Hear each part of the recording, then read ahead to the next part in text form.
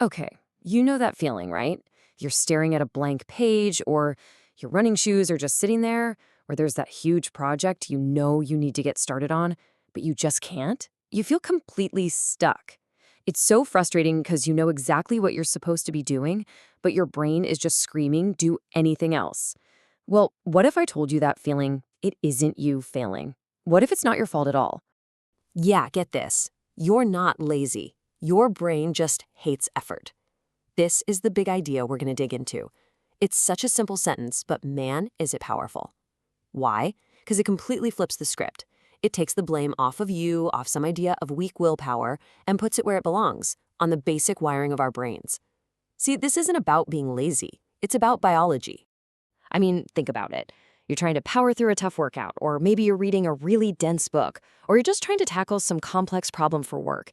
And then, bam, out of nowhere, that little voice just pops into your head.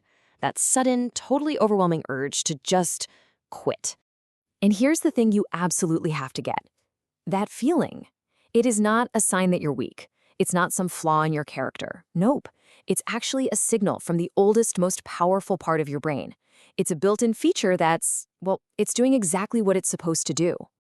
So what is it supposed to be doing? It's all about saving energy. You can think of your brain as this super efficient energy-saving machine. I mean, it is obsessed with conservation, and that's not some random accident. It's by design.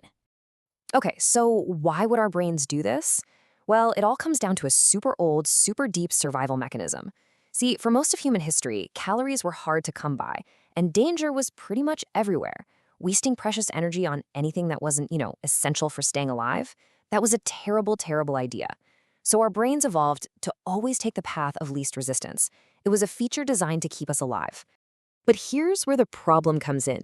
Back then, in the past, that energy-saving instinct was our best friend. It literally kept our ancestors alive.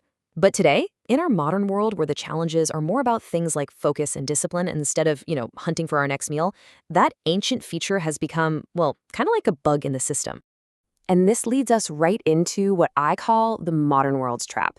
That exact same survival instinct that once saved us is now actually working against us in a world that's just full of abundance and endless, endless distractions. So here's the conflict in a nutshell. On one side, you've got all the really valuable things in life, right? Building a new skill, starting a business, getting into shape. All of these things require serious, sustained effort. And on the other side, you've got the easy stuff, scrolling on your phone, grabbing a snack, binge watching a show. These things give you an instant reward with practically zero effort. So to your brain's ancient operating system, which one do you think it's going to pick? The choice is obvious, right? Why spend a ton of energy on something that has a delayed payoff when you can get a quick little hit of dopamine from that short-term happiness right now? It's not being malicious. Your brain is simply choosing the most energy-efficient option it sees. And this, right here, this is the real battle. The fight for our goals, for our future. It's not really about being the smartest person in the room or the most talented. No, it's about understanding this constant, internal tug of war. Because you don't lose because you're not good enough. It's not about your ability. It's not about your potential. It's not that you can't achieve what you want. You lose because your brain always chooses easy. We lose that fight for our long-term goals when we just let our brain's default setting win, day in and day out.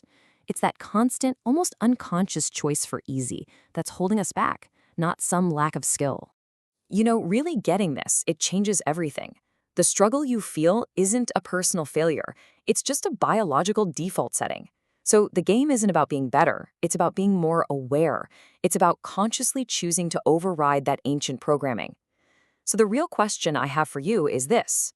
Knowing that your brain will always, always pull you toward easy, what is important enough for you to choose effort? What will you choose to fight for?